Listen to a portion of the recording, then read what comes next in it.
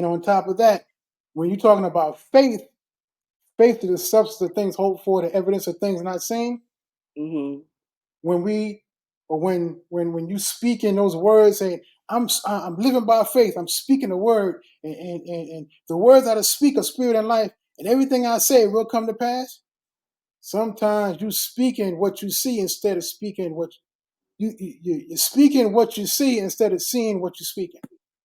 Ooh, say that again. Say that again. You're saying what you're speaking what you're seeing Uh-huh. instead of speaking. How did I say it again? Let me say it again. You you see You're seeing. speaking what you're seeing instead of seeing what you're speaking. Mm.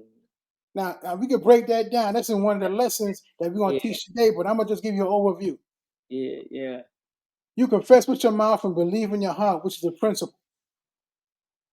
You confess what you believe. Mm-hmm. And the Bible said, we speak those things as not as though they are.